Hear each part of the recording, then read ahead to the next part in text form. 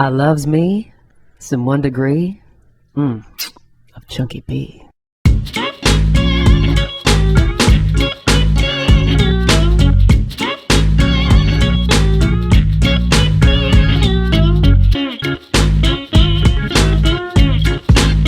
Now, I just have to make a comment about Chunky B. Have you ever seen him looking so good?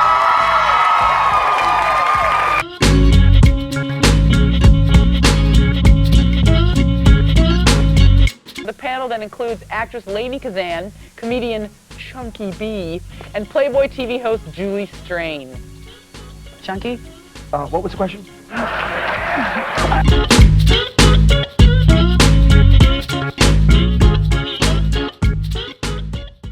Ladies and gentlemen, wow. Once again, a great day to be tuning into the podcast. 1 degree of Chunky B on chunkyb.tv. And I know people are starting to get in contact with me saying, oh, Chunky, every show you think is the best show. I think today, and I am not kissing ass, I'm going to tell you who was in the Garage of Love on 1 degree of Chunky B in just a second. But you know I always like to say hello to the executive producer, Gary Adler from Four Eyed Films. Say hello, Gary. Thank you, Chunky B. And you know, I was just thinking about 6 degrees of Kevin Bacon. You know, everybody plays that game. Yeah, right. But you literally have 5 degrees on that guy.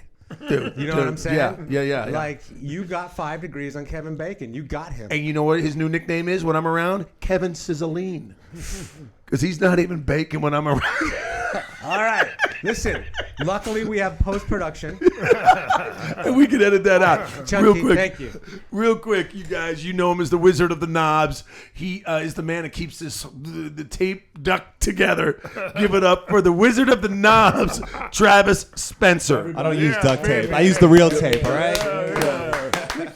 Unbelievable. All right. Look at me, people. And I want your undivided attention, and I want you to focus on what I'm about to talk to you about right now. Name the top 3 people in your life that influenced you, changed your direction of life, made you maybe you were kind of semi-geeky, maybe nerdy. Not me. But anyway, I'm saying, just for example, this man I'm about to introduce you to changed my life, my path, made me a better man, made me a person that enjoys life better. He goes by the name of Richard Cousins. Ladies and gentlemen, Richard Cousins. And I'm on the podcast. I know you. Oh God, anything for you, my friend.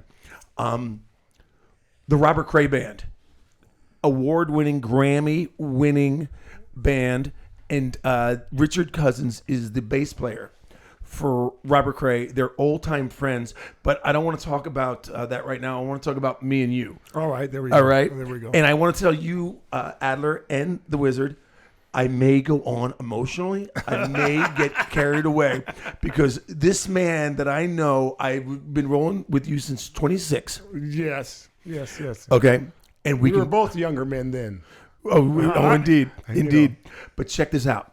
I met you through a super cool chick by the name of Patsy Summershine. Yes, that's true. All right. She was rolling with you guys, a dear good friend, and you and I met in 80, I think 6 or 7. Okay. All right. And here's why you changed my life. You tucked me under your wing. You gave me my own room in Bel Air when you guys were making Don't Be Afraid of the Dark. And to this day, I still brag. I don't even know if you remember you had something to do with it, but my name is on special thank you. Don't Be Afraid of the Dark album with the Robert Cray Band, the very last name on special thanks. Well, there you go, Chunky. A Grammy Award winning chunk. All right, we'll see you next week, everybody. We'll see you next week. Let's talk about you starting in music. Me starting in music. Let's go All there. right, that's sort of opportune. It's a Beatles anniversary weekend, February 9th, like every other red-blooded American. I saw that stuff on Ed Sullivan and said, Mom, get me one of those. That's how you get chicks. Boom. That was it. Did you mean a haircut or a No, man. That transcended hair. That stuff transcended everything. No, really, that happened to most people in my peer group. Right. What about the bass? Why'd you pick the bass? Oh, at first I couldn't have told you that. It was sort of like I kind of ended up there. I don't know. It wasn't Paul McCartney. I really can't answer that. It sort of kind of was osmotic. I guess, in its way, because I can bang on guitars and pianos and drums. And I can bang on the rhythm instruments, but I kind of became a bass player. I don't know. I really can't answer that honestly. Right on. Well, when did you? We're going to set the foundation before we start talking about the stories that you've put me through and how I barely got out alive on some occasions. Yeah. Well, But when did you hook up with Cray? let's see. We met when I was very young. We were both young. I would say I was 15 or something. We were playing we were from Tacoma, Washington, which is south of Seattle, kind of the armpit of the Northwest. Used to call it Tacoma was. Right. And we'd in those days it was the early hippie days, and so I'm pretty old. So that would have been 1968, 69, right? And there was a jam session in a park, in American Lake Park, and I was down. I was really cool, and I was in front playing, bass to this probably some Cream song or some such thing, and I heard this amazing guitar playing coming from behind me. I turned around, there was this geeky guy who had on too tight a peg pants where you could see his leg between the sock and the pants, and these desert boots and this white harmony guitar. And I said, there's no way that's coming from that, right? So I turned around because I couldn't accept it. But that guy was Robert Cray. And so that's when I met him. That's actually, I don't know, he might tell a story differently, making me look even worse, but that's basically the truth of it. Right on. And after that, I kind of probably latched onto him. But, we didn't start playing together then. He was later in a band with a bunch of guys from our schools. We were young kids. Right. Young kids, and he was in the coolest high school band with a guy I would later played with the Etta James Band with Bobby Murray, who's still working, who's in Detroit, still working, but who got me in the Etta James Band later in life, who kind of was an Albert Collins band first. But anyway, they had a high school band called Steakface. Music you can eat. A great name. Yes, music you can eat with your ears. Oh, no. Yeah, I can't take credit for it, but that's the truth. Steakface. You can There's Google 15 people right now looking up Steakface. Yeah, exactly. And then Robert and I later joined a band started a band with what were the older guys. They were the cool guys in the neighborhood. They were been more successful, again, quotation marks around all this, bands from our era and our area. And they were Joe Blennis and Tim Hall. And we started a band called Foghorn Leghorn, named after the chicken. I say, boy, I say. I say. So right. And that was fairly short-lived too, thankfully. And then at the end of Foghorn Leghorn's demise, I was 19, going to be 20, and he was 20, going to be 21, and we moved to Oregon and started the Robert Cray Band. All right. Now, if we're going off the charts here, let me just ask you, were you around with Curtis Salgado? Sure. He was, when we moved to Oregon, that's when we met Curtis Salgado. Now, were you in the blues people know the history, but can you tell a story about how the Blues Brothers? Well, the Blues Brothers was there was two things that kind of happened. Belushi was in Eugene, Oregon, where shooting the film Animal House, which Robert Cray is in. Yep, he's the bass player. Playing my bass guitar that I wasn't cast because I wasn't black enough, they said. So wait a second. Let's just go there. Yeah, we're going there. So anyway, you were going to be in. I could have been in Otis Day and the Nights. I would have been in Otis Day and Nights, but they got another brother that they thought was a little. And Robert Cray doesn't even play the bass. He well, took your bass. Really, he had to play my bass. He borrowed my bass. My bass is an Animal House or one of my own basses. However, I am not. Where is that bass guitar? Where is that bass guitar? Yeah, where is that? You still got that bass? No, I don't have that bass. Anyway, so Robert, they were shooting Animal House, right, in Eugene, Oregon, and we had a little band that was a mixture of Curtis's band and Robert's band that played Monday nights at this place, the Eugene Hotel, which was a place to have a drink and maybe meet a nice young lady from the area, right? I'm certain what most people were doing there, and they'd come in there in between, and they saw Curtis. They made fast friends. John Belushi and Curtis became friends, and he would come. I lived with Curtis at that time in our apartment in Eugene, and they'd come over and listen to records. And he started to have. Curtis used to have a pretty big influence. Hang on a second. Can I back up? Yeah. You're chilling in an apartment with John Belushi Curtis listening to records? Yeah, this is a long time ago. All right, cool. All right, he's got that on me. It's a long time ago. Do you understand? Do you understand what's happening here, Wizard? crazy, We're dude. talking. He's talking nonchalant about hanging out with John Belushi. Well, I mean, I wasn't really that close of friends with him. He was Doesn't more matter. friends with Kurt than Doesn't me. matter. I was Don't. Kurt's Yeah, no, friend. you were there, listen. man. It was because me and Curtis shared an apartment. Anyway, they come over, and Curtis could get him to say, you know, like Ray Charles was going to be on Saturday Night Live, and see, none of us really knew who they were because Saturday nights we worked. So Saturday Night Live was, this is a long time ago, was new then, and we didn't know anything about it. Really. It was the first Saturday Night Live. Yeah, that team. Cast. yeah. Sincerely, yeah. Like I'm a dinosaur, bro. Yeah, so, you know. So anyway, he'd get Belushi to do this and that. You know, when Ray Charles was on, he says, you know, Ray Charles plays alto, and he got Ray Charles to play alto on Saturday night, blah, blah, blah, things like that. And then when they finally did the Blues Brothers thing, if you Googleize or you people, when you'll see Paul Schaefer, the reduction, thanks to the efforts of Curtis Salgado and the Robert Cray Band, but the first of Blues Brothers announcement, Schaefer says that, and they kick it off. And it's funny because what's really funny to make it really all time, the drummer in that, Steve Jordan, who's done a lot of stuff, you know, he's just produced the most recent Robert Cray record, which is, you know, really? Yeah. He was in the original Blues Brothers band. Steve's the New Yorker that played on the first Blues Brothers record. Yeah, And now he's producing your he record. produced the most recent Robert Cray record, which is sort of, he produced John Mayer and Keith Richards, so he did a lot of stuff, but way back then he was the drummer in Paul Schaefer's Most Dangerous Band on Letterman. Okay. And they did, you know. Richard, I hear you talking, and I just want to know: is everybody here on the same page? That the You mean Blues me and Brothers. Travis? Yeah. Yes. Okay, Richard Cousins bass was on the bandstand at Otis Day in the Nights. Do you mind if we dance with your dates? I'm telling you, man. The most legendary movie that Animal House. Unbelievable. Oh my God! All My right, let's bass was continue. famous. Anyway. I want to talk about some of the crazy shit that you and I have done, and this is a true story. Can we do that? Yeah. Most. Yeah. Check this out, Wizard. Adler. There is the Nancy filter that kicks That's in. Right. We're The old wife- and- the we're wife- old the and shit married, both of us now. Let's be cool. I know it. You know, Okay. and I want to stay that way. So, Old and married. So Richard is, of course, in the Robert Cray Band. They're doing "Don't Be Afraid of the Dark." They're renting this big mansion up in Bel Air, right? They give me my own room after the drummer leaves because he does the first thing. Boom! I got my own. We got a basketball court out front. We got a pool in the back, and I want to let you know on a regular basis, Richard Cousins, to my immediate right, is the only black man that I would lay out with on a regular basis.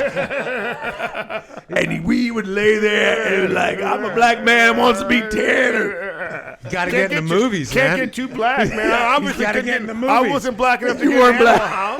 House. You gotta do what you can do, bro.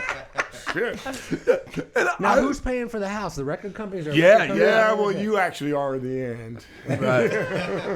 But, Man. yeah. Right, I understand. Okay, and I want to let you know this was a long time ago, and I'll never forget. You guys were paying $7,500 a month for that crib. Yeah, something like that. Yeah, I don't Yep. remember. Yeah. Yep. And we would lay out. It was unbelievable. And all I was at this time was this young friend that came in through the Patsy door because Patsy knew the band very well and very close friends with Robert Cray. And then Robert Cray and I actually started getting to be really good friends. And there was times where everybody in the band would go to bed, and Robert Cray and I, not sounding like it was kinky or anything, would put these Japanese robes that you guys got when you were over there, and then he would put Hendrix on and go, nobody can do this. He would put the headsets on me, and we were, staying So up. you were like roadie / muse. Yeah. I don't know how much Muse, but Yeah. But he was man, amused. I had a ticket. There was times where Robert would be like, Dr. John's open up for us in Connecticut. I already got you a flight. Fly me to Connecticut. And I remember that Dr. John brought these ribs up from New Orleans, and you guys were on the bandstand waiting. That was actually Seattle, but yeah. Oh, that was that was Seattle where the missing ribs were. Yeah, man. We was a little bit uptight about. And you know what? Here's something that I want you to know. We had blamed Dr. John for 30-some years. And now we know that Chunky B ate the ribs. I ate the ribs. Man, they were just This is a big deal, actually quite a big deal confession because, That's funny. And we were pretty uptight about that too. I can remember we came back, who ate the ribs, man? What? And of course, now looking back, I would have lied too. I don't know. I would have lied as well. I can't believe you do remember the rib story. I remember the ribs. It was Seattle. You're right, because you guys made a video that weekend. Yeah, that's right. All right, check this out. So we're up in this big house in Bel Air, and it's starting to wrap up. Don't Be Afraid of the Dark album is starting to wrap up. You know what Richard does, along with Robert Cray? Comes over, hands me the keys to like this 18-wheeler of all their band equipment and said, you've never been to New Orleans. You're going to your first Jazz Fest. 26 years ago, Robert Cray and Richard Cousins trusted me. Wow. With all their equipment. You were, yeah. This is where the 1 Degree started, Travis. Right? Am I right? Yeah, that's pretty amazing. This is where the 1 Degree began. Like, how do you fall into this? Your life is a trip to me. It's I just don't get it. Right. So I'm driving. It takes me 3 days, right? And I found out who he drove with today. He drove with the old Lion director. Cookie. Oh, yeah. He drove with Greg Thurber across the United States. Yeah. This guy was a man who would experiment with lights. I mean, half his face was burned. Do you remember that? He had like some kind of like he had a bad accident. Yeah, he could. Oh my God, I don't even want to go in there. He was a scaffold screamer anyway. Right. So anyway, I get to New Orleans. They put me in this Hyatt up.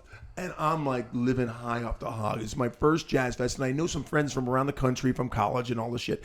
We all meet down there and like, you're with the Cray Band, and the Cray Band, it was the Cray Band and the Neville Brothers on a paddle boat. Right. You remember that? That was unbelievable. And I was backstage making sure nobody would fuck with all the equipment, So finish up that Jazz Fest. I go to the the road manager. He slides me an envelope. I got $500 cash. What? And stayed at the Hyatt. The very next Jazz Fest, I was on a fraternity floor fighting off cockroaches. I was like, where's Robert when I need him? Richard. But you were Jazz Fest though, baby. Yeah. And do you know what that Jazz Fest? No, the very next Jazz Fest when I was sleeping on the floor of a friend's house, I ran out of money, and I found you in a restaurant. And I went like, dude, Richard, I'm buddy. And like a dad, he pulls out his credit card, and he goes, you got a $500 limit, and I'll see you in L.A.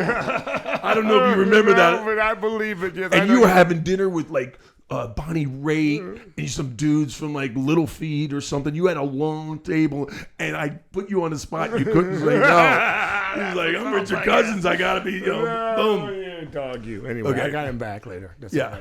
all right. Okay. Okay. Tell him the story about when you were in the mood for oysters. Well, was it me or you that were in the mood for oysters? We were in the Bel Air house. Yeah, I remember that. And we had gone to somebody's party, which was what the best part of the day was. We'd gone out like on this like a party thing. I don't know who knew who or how we got there. Right. We went to someone's pool party. It was getting live, and Chunky was single in these days, and young and fancy free, and he was getting some action from a young woman. I thought we would have to stay, right? Because it seemed like he was going to go, and I said, so what's up, Chunky? He goes, and this is the quote. This bitch is way too topless. She'll never make my mix. She's way too topless. She'll never make my mix. She told me to put. That's a song title. That was fantastic to me. I said, what? You said what? I got my flirt going on. I think everything is good. And she's like, I'm going in. You want to go in? And she unsnaps her bikini top. Right, all of a sudden, like 18 guys swimming around her. You went right to the rib table. I said, so should we kick it? He goes, this bitch is way too topless. She'll never make my mix. I said, all right, so we were going to go get something to eat. Right. And we want some New Orleans food because blah, blah, is New Orleans. And there was a place I know in San Francisco called the Elite Cafe, which is still there on Fillmore, which is not as what it was, but it was the bomb back in, this was the Oysters late from 80s. Hell. Yeah, Oysters from Hell in the late 80s.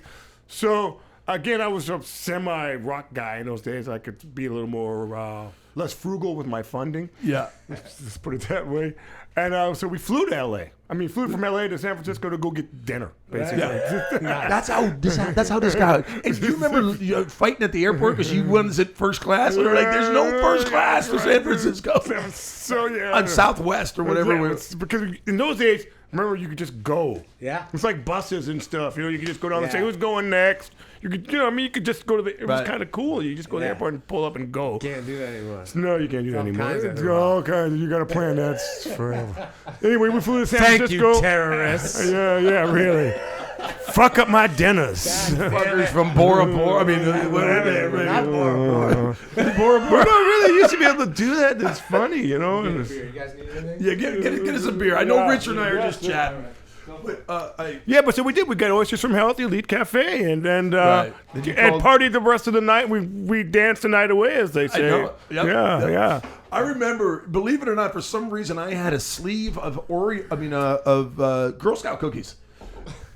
Yeah, I remember something about that. And we didn't even get a chance. We didn't What even was get a chance that to eat it. about? I brought cookies there, and I Yeah. brought cookies back. The Yeah, same fucking yeah. cookies. I don't know why remember I'm telling something- that story. I but know no, it's kind of boring. but there was something about the fucking cookies. I remember that Right, now too. right, Yeah, right. what was up with the cookies? Because I remember, and that was, remember that was the night.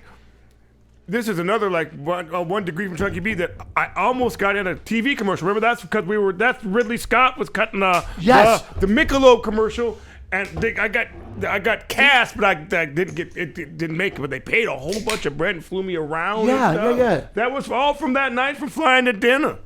We went with Elizabeth. Remember? Yeah. We went to dinner, and then we All went right. old Let's anyway. get back. Can I ask a question as a layman? Yeah. As someone who doesn't know you guys, can you talk about a couple of the bands you toured with that were just Good- magical? good idea. You know Oh well, what I mean, I was always really in either Robert Cray's or Etta James's bands for a long time in my life, as far as people that you would know that that made records and blah blah blah.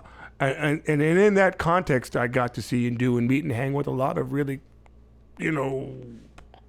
known cool people and blah blah blah. If we just said, just name one band or musician that you just enjoyed so much hanging out with, who would come to the top of the head? I loved all the Neville family. I loved John Lee Hooker. There was no human being you would ask Keith Richards or anybody like that was cooler than John Lee Hooker. No person, no human. I made a record with BB and John Lee Hooker, and BB would go and whatever John wants. So John Lee it's pretty high up there. Here you go. I have an excellent John Lee Hooker story I can tell you that's sort of 1 degree from his manager, who's like, I did a John Lee Hooker record with Van Morrison, and it was Gloria, right? Most people know Gloria, even you young people know G-L Gloria. No Gloria, right? So I go to make this record with him, and everybody knows the song except John Lee. Right? Because John Lee only knows, he's so cool, he only knows John Lee Hooker shit. He doesn't know, I'm serious. He don't know Van Morrison, he don't care what, I want to hold your hand, I don't care about this shit. He only knows John Lee Hooker shit. So we go in to make it, and John Lee that's an old blues guy who didn't learn to read and write, so he has to learn to stare. She walks down my street, everybody, most of us know the story of Gloria from them and Van Morrison. So, and it's funny because he gets bands going, and when she gets to my door, she makes me feel like, how she make me feel all right before she gets in my room? John Lee's he's like Strasberg now, a method actor, right? He's got, what's my motivation on this shit, right? And so anyway, we get to the part where her name is G, and Van's going L-O-R, and he spells out Gloria, and John Lee goes, her name is Mary Lou. Her name is Mary Lou, and she's a Salison. And he's singing Gloria, and he's singing Mary Lou, and I think, I'm going to pee my pants laughing. This is unbelievable, right? Right, so. I want to hear that So I outtake, know, man. so I've been here, that leads to the story where I tried to get this outtake, and his manager, because I was on the session, so I know what happened. He says, I can't give it to you because Van Morrison won't let us have this, blah, blah, blah. And I said, because it's really up to, they fixed it later. But anyway, he says, but I have a better John Lee story than that with Madonna. I go, you know what? Right. So back in the day, John Lee's gone now, unfortunately. But when Madonna was huge, she was going to do a Super Bowl or some kind of such thing. It doesn't really matter. But she was, to her credit, was a big John Lee Hooker fan, and she was going to fly John Lee out on the MGM jet or something to wherever, New York or wherever they were having it, to do that. Now John Lee, like I said, didn't have a clue as to who she was. No idea who she was, right? Right. so he says to his guy Archie, his nephew, to figure out who she was. He calls Mike and says, "Oh, I see, she's a kind of a freak. She's kind of wild." Right? And so Madonna's really hard to do this, and she calls Rosebud, calls Mike, and says to ask them about doing. He says, "Listen, okay, I'll set up a conference call with John Lee and you, but I want you to know, don't be offended. He doesn't really know who you are, right? So don't be." Don't be taken back by that. And if he's, so she says, okay. But she punches him in. As soon as John Lee goes, "Hello, Madonna, I love you. I got all your stuff." The first thing he says to her is like all this shit, right? So he immediately drops Mike in it, right? The first thing he does, and of course he doesn't have a clue. And so they have the whole conversation, right, about doing this, coming out to do the thing, to fly on the private jet, and he says, okay. He says, she goes, "Okay, that's good." She goes, "Yeah, just work it out with Mike." And she goes, "Okay, I'll talk to Mike later, right, about it." So she hangs up. He's cool. So Mike goes to John, says, "So are you going to?" He goes, "No." That's a cool dude. That is good. Yeah. By the way, that would have been the best halftime show ever. Yeah, John Lee and Madonna. Come on, man. Right. Come on. Dude, we're all Clapton fans here. Yeah, now sure. you rolled with him. How did I get a Clapton shirt from you? Do you remember that? Yeah, he gave it to me back. This was a long time ago. I remember. You had a double secret night train. You remember the T-shirts? No. Keith had my Washington T-shirts, but I think Clapton gave me that fancy shirt. That was a fancy shirt I gave you, right? Yeah, it's a silk thing that you gave to me. I think he gave it to me in Japan when he was drinking. Back in the days when he was drinking, I think that's how I got that shirt. Right. I think that's it. I think he gave me that shirt when in a dressing room when he would, back in the days when he probably shouldn't have. Right, exactly. But let me tell you something. I'm gonna ask you right before we take a break and go outside and get some fresh air. I'm gonna ask you your highest moment as a rock star, and we call it rock star, but you know what I'm saying. He's a working guy. I'm a sideman. I'm the guy in the back. And your lowest, because I know I've been probably there for both.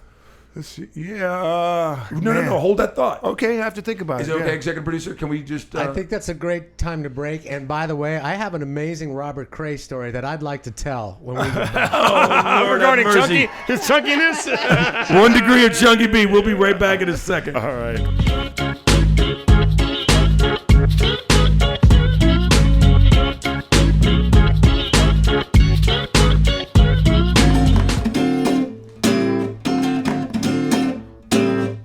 Hello, I'm Richard Cousins, and you're at 1 degree of Chunky B. All right?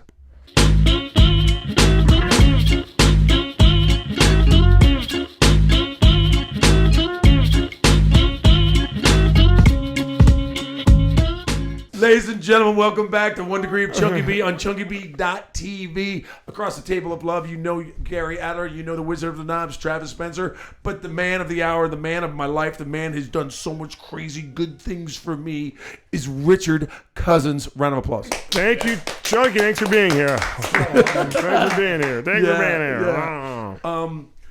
We were talking before the break, a question, two-part. Give me your lowest. Where you probably when I first got fired from the Cray Band, which turned into a pretty good thing for me overall. Right. But I was at a pretty low point in my life. I had a perhaps not so secret substance abuse problem, and I was living kind of goofy and blah blah blah. So I wasn't sure what I was gonna do. So I don't know. I mean, outside of really getting some whenever my mother passed, that's awful things happen in humans' lives. I had worse things. Put it in perspective, you know what I mean? That was about 15 years ago. But as a professional, that was kind of a big deal when I lost my job of a band I started. But again, that led me to get some other cool things. I got to play with Etta James as a result of that, which led me to move to Europe, which was a cool thing, which led me to the guy I write songs with, which were the last hits on the Robert Cray record. So, it's all... Full circle. It's hard to say, And that's crazy. And one thing I got to say thank you to you for when you were going deep, that's when you cut me off party-wise. You're like, dude, I know for a fact that you were thinking, and we talked about this later on, years later, you were thinking like, Chunky, I'm going places. I'm not bringing you. Yeah, there's a rule. You know what I'm saying? Don't make more vampires. There's a certain rule. And that was such an awesome thing. Richard and Robert were such great friends, and I know I could just talk for Richard because he's here, and it's clear that Richard took me to places, and then he was like, Chunky, the pool's getting too deep. All right, you got water wings on, you're swimming. I'm going down. I'm going down, and boom, and you did, and you effed up, but you stood up and you wiped yourself off. Yes. And look at you now. You're writing songs for one of the best rhythm and blues bands, Grammy-winning band with the Robert Cray Band, and you're writing fucking songs where you can technically be you could be 6 feet under. Yeah. I was having a time. I was trying. Not for lack. It wasn't for the lack of effort. I want you to know. But yeah, I had to kind of go. I got. I just got into a thing, and my family kind of said, this is enough, because I was always giving a lot of leeway. And official intervention? No, they just came and said, you got to quit fucking around with this. This is enough. You're losing your mind. You're being uncool. My family's kind of like that. You're being kind of uncool here. You're being a dick. You're being a dick here. You're being uncool. Like I told Brian, my motto for the 21st century is try to be such an asshole. Decrease your assholeness. Yeah, you know what I mean? That's my mystic guru. Try not to be such an asshole. Anyway, so my family saying you're being such an asshole. Wow. So, and that was a long time ago. It was over 20 years ago, but. And then I got kind of lucked out, and I ran to Europe, which was away from where I could get all the stuff I want. That message didn't sink in at the time. It sunk in. I mean, that's what I mean. I ran because I couldn't really do the things I was doing in California that I was over there because I didn't know anybody. I couldn't speak German. I couldn't say, "How much for a bag of this, sir?" My German wasn't good enough then, so I couldn't hook up. So it was kind of like that. And listen, even we're gonna jump. I'm gonna talk about Richards. He's a grandfather a couple times, but we're not gonna talk about that right now. I want to talk about your highest point. When you just on top of the stack winning of monitors. Grammys is pretty cool. When I was a kid, I thought that was fun. Although I didn't like going. I'm sorry, going to that's not a very fun gig to go to. Really? I won twice, and I didn't like it when I went. No. Wow. Really? No, I didn't like it. Can I just say, of the 10 guests that we've had on so far, 2 of them have been to the Grammy Awards and nominated for Grammys. We're doing something right here. There you go. Executive producer. There you go. Well, see, yeah. So you have 2 Grammys? Yeah, and it wasn't very much. I went to one in L.A. and one in New York. I didn't really have them. But anyway, so that was kind of a cool thing to win them, I guess. I played a bunch of great gigs. I played a lot of gigs with a lot of great people. Really had some magical moments with musicians in my life. Sure. I have been really lucky in this regard. So, and a whole bunch of people that I looked up to and stuff, I can actually call friends, like legendary people, which is sort of sometimes I still have to think about, I know the guy that wrote Dock of the Bay. More importantly, he knows me kind of thing, you know what I mean?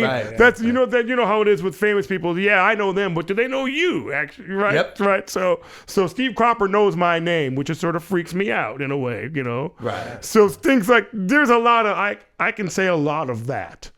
So I guess that's a high point because that was all very unexpected. And that's all experiential. You're not just saying it. Yeah, that's part of your DNA. Yeah. I got really lucky in that. So I guess that's the high point, that people that I consider very, very talented, and that were legendary, like in iconic ways. I mean, they should be statues.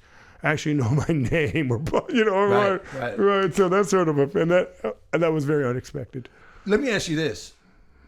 Now, Robert, back in the day, was very protective of who was writing his songs and who can get on his album. Yeah. Now, is he, in his older age, getting looser and more open, or are you getting a better writer? Are you becoming more talented? No, I don't know. If you were in the band, you always had access. I always placed when I was in the band. I always had a song or two in a record. Okay. Yeah, if you're in the band, Robert could write all 10 easily, and but he leaves space for all of us. And now he leaves enough space. He kind of like the last two. He only brings 4 or 5. You know, he kind of he's open. He's like, oh, come on, I write all 10 of these guys. Better have something. Somebody better have something. Bring something to the table. Somebody better bring something. So and usually, if you're a band member, you usually try to, because it's a little competitive, right? There's 10 slots, so right. You're kind of competing against a very good songwriter and the artist, and then this time we had a kind of a big deal producer, Steve Jordan, who's going to bring. How do you present your song? This is interesting to me. Good question. It's very embarrassing. It's what it is. That's like I always tell, but when we do it this last time, I say, I go first. I'm going first. I'm not following you. I'm not following anybody. You can watch the rest. No, because then I'm going to show you my song after you just played that one, man. Right. That's what I don't want to go after him. Right. So and he's nice about it. He almost always does go last, kind of, because none of us want to follow him. So I go first. Well, check this out. Do you go with? So do you play it live? That's my question. I have a partner that I write 50. The guy I had a band. Remember Chunky? Remember I had my little band in Switzerland, Hendrix Cousins, right? Isn't that a great name for a band? Hendrix Cousins. And are you ready for this? Hendrix was the dude's name. Cousins was the dude's name. Nice. They weren't trying to like piggyback off of Jimmy. No, that's his name. His name is Hendrix Ackley, and he plays piano. He doesn't even play guitar, right? But anyway, so me and Hendrix make little phone demos. Like I'll put up a drum machine part, and and then he'll play piano. The basics. Yeah, we'll play a piano. We'll play it recorded with a phone, and then we play that for the band. Yeah, okay. And then, and Robert kind of plays his to you. And Robert's new guy's got some, Robert hired a new drummer who's very good, who came with a really good song, who can actually sing and stuff. And so he brought a kind of a more complete type demo. But everybody you show them how you can. Wow. You know what I mean? You just show it how you can. Everybody shows this. Now, do any songs are just like, we're not doing that one? Oh yeah, I showed 4 and placed 2 this time. Oh, nice. So you're batting 500. Yeah, you're going to Hall of Fame. Last time I showed 3 and placed 2. First time I showed 2 and placed 1. Man. Yeah, you're not gonna usually you're not gonna get them all on there. Yeah. So you have a new record coming out. Is that correct? With Robert Cray, Robert Cray's new record out. Well, the one that just came out, the last one, Nothing But Love. Nothing But Love, with the greatest CD cover. Yeah, God, that was you're gonna like the new one too. It's got a cool cover. Really? Yeah. All right. Are you gonna make me buy it again, like I did that? I gave you that record. I think it cost me a 12-pack. This is a good segue into my story. Yes. I want to tell it, Chung. Okay. Oh my God! Oh God! This is terrible. Travis, I'm telling you this story. Oh okay? God. Okay, so this is Chunky B's relationship with the Robert Cray Band, and we've just talked about it for the last 35 minutes. Okay, so Chunky says to me, 2 tickets, Hollywood Bowl, me and you, let's go. Robert Cray. I'm like, I am there. I'm ready. So we go. We park valet, and Chunky's like, we're just gonna stay. We're trying. And we go up to the will call area. Like the backstage part. The guy's like, nah, Chunky B. Nah, I don't see your name anyway. So Chunky's like, just wait here, Adler. Just wait here.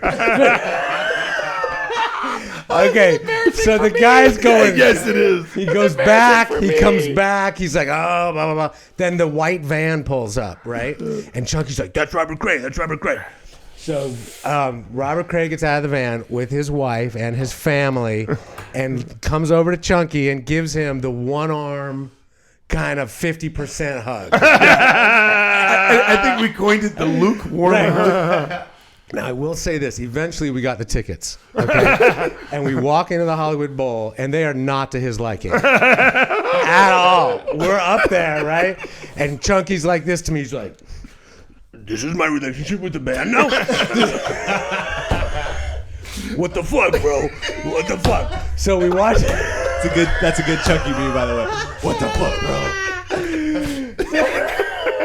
So wait, here's the best part. Okay, this is the best part. You ready, Richard? Yeah, ready. Okay, so Chunky's like, "Fuck this, let's get some beer." So we go down to the concession stand, and we're like 2 Bud Lights, 4 Bud Lights, and behind me I hear, "Is that Chunky B? Is that Chunky B from the Craig Ferguson show?" And Chunky looks at me like this and goes, "See, Adler? That's what I'm talking about."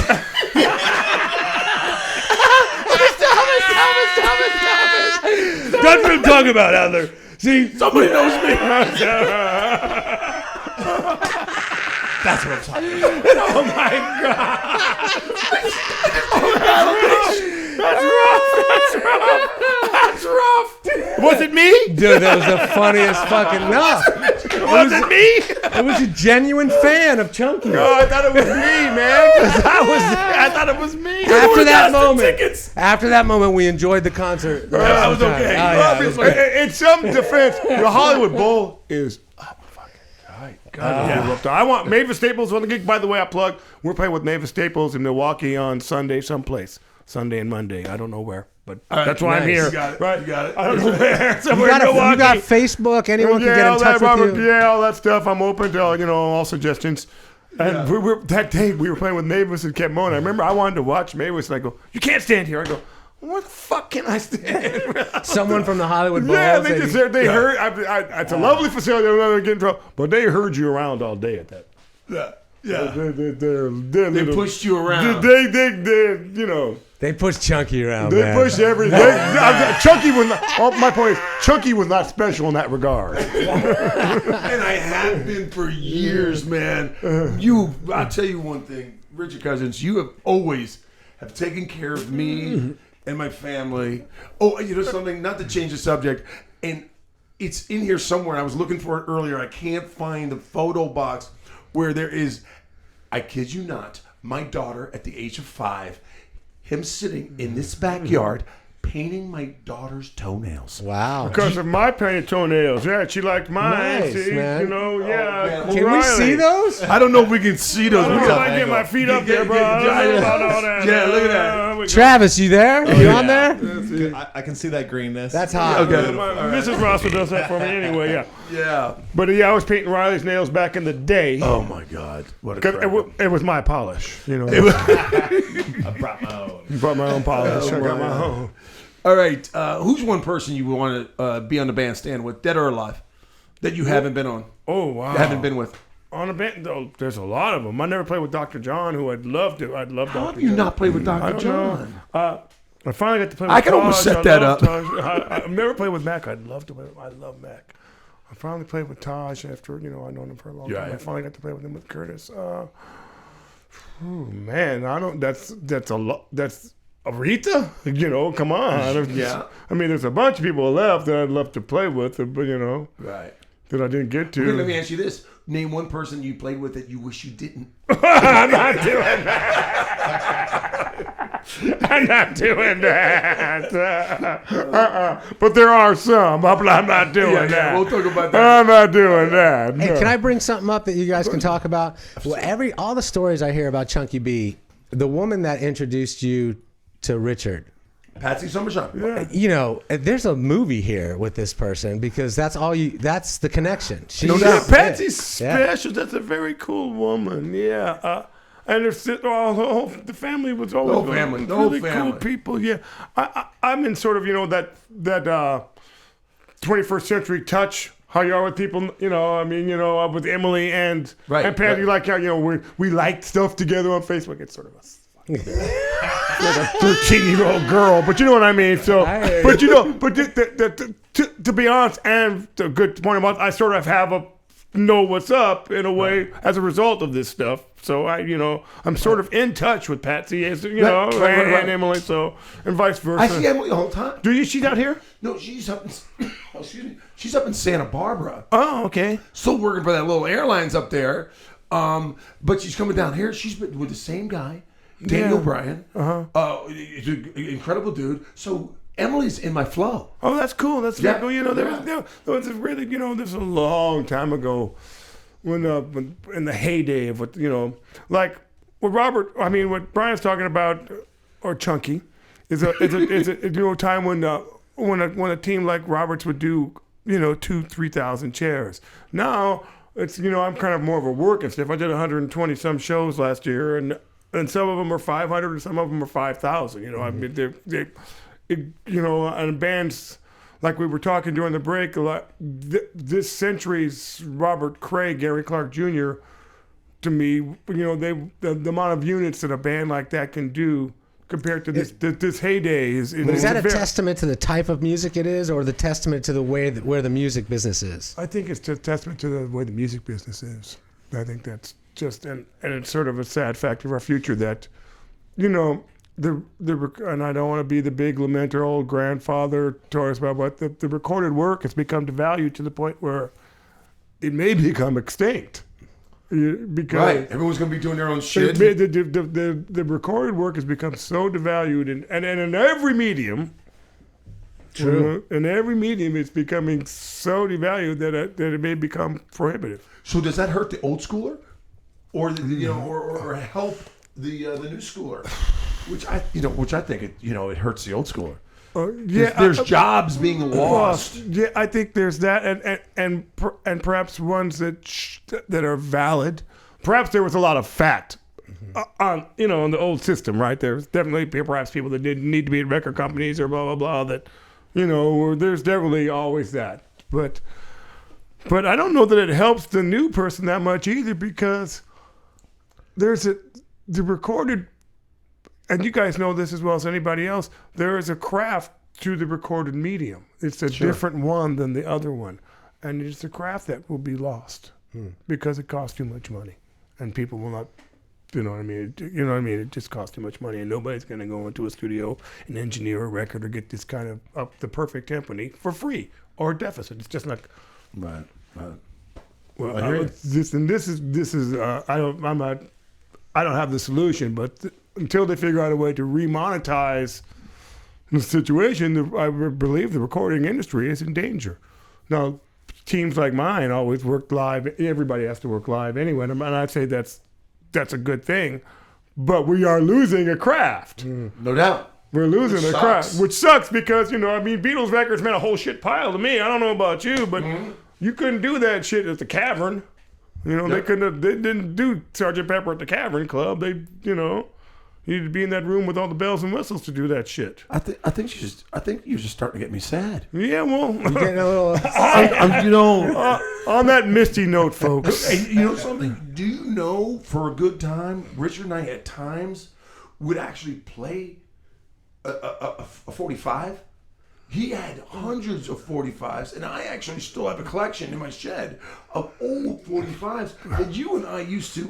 bullets, baby. Yeah. Bullets. And every song, he would be on his knees in the middle of the living room and listening, not through headsets, through old speakers. Yeah. And then after the song, he'd have to take the record off and put the record back on. Yeah, man. Yeah. He was like busy. He was like a roadie between tunes. Yeah, and man. that was records. You love records, man. Fuck yeah. That's me and Cray still go out in the 120 shows we do a year.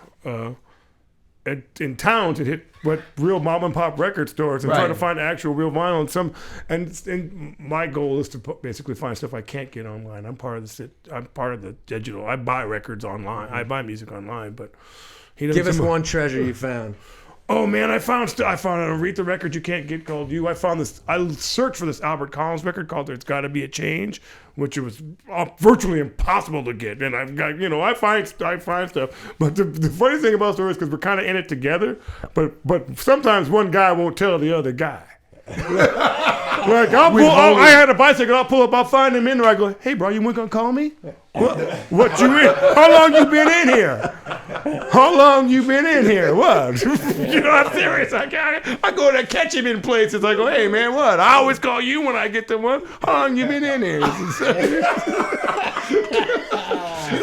expected you to call me. And tell me if you agree or disagree. If Richard wasn't a phenomenal bass player and at times what we would consider a rock star in that industry, Don't you think he would be a crazy stand-up comedian? That'd be great. Dude, have you ever thought about it? Yeah, that's real work, man. That's for you. That's for you. That's hard work. My stage has always got room for you, Yeah, Richard. that's hard work, man. That's a hard gig, you know. All right, You got it let's do what I call a series of stupid questions. Okay. You had a green light to make love to any hot celebrity. Oh, man. Who could I do it just to see the look on her face? Ann Coulter. Just so she could turn. Right answer. Just so she could turn around and see me. And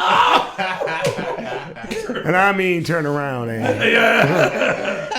All right, check it out. I know the answer to this, but I'm going to ask it anyway. You're a professional athlete. What sport? Basketball. Duh. Man, you remember you and I used to go one-on-one? I'm still trying to blow, man. I'm still blowing. I got about this much air. My kids call it air, newspaper air. I'm getting that newspaper air.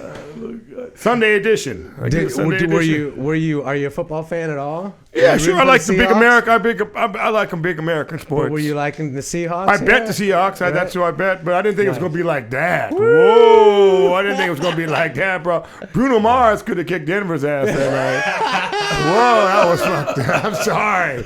You got Seahawks colors on. I know. Yeah. I know.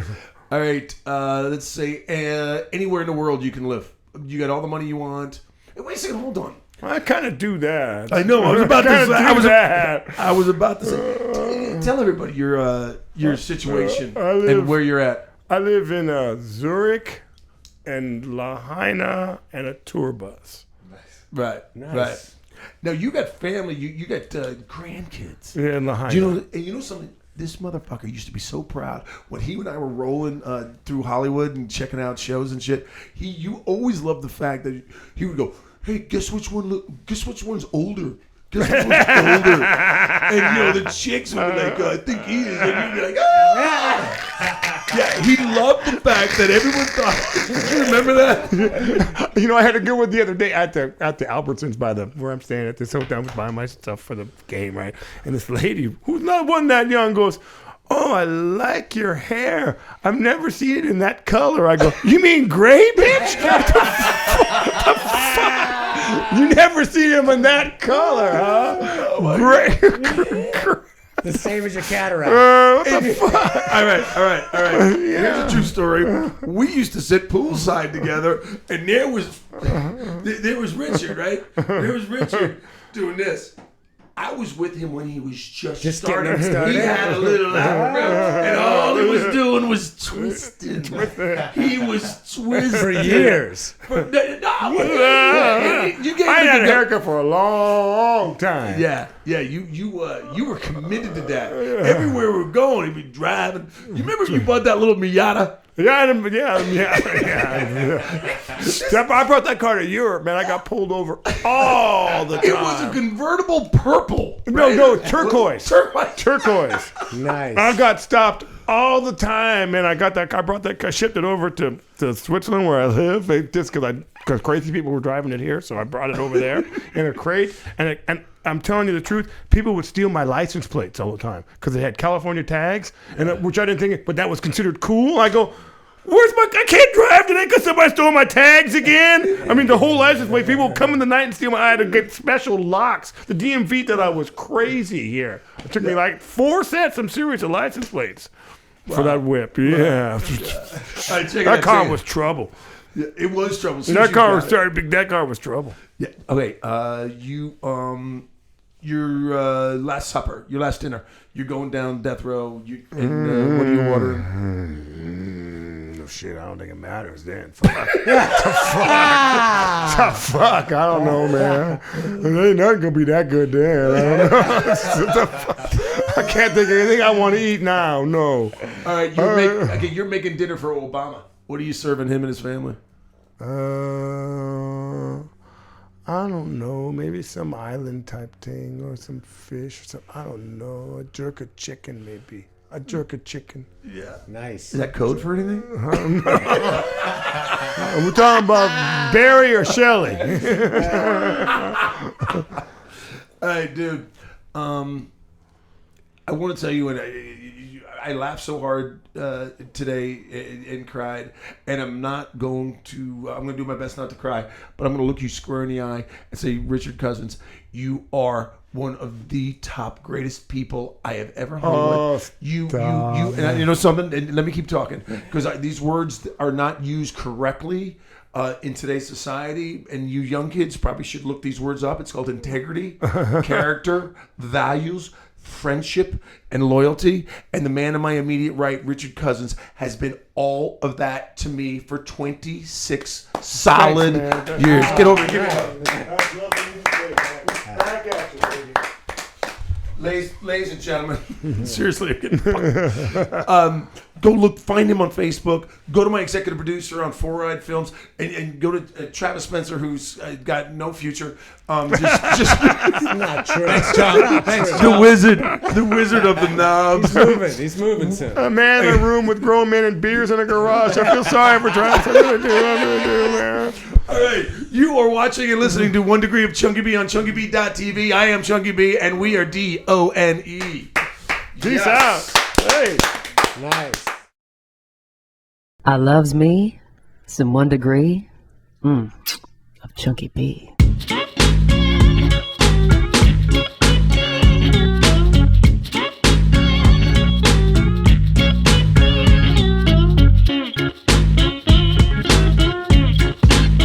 Now, I just have to make a comment about Chunky B. Have you ever seen him looking so good?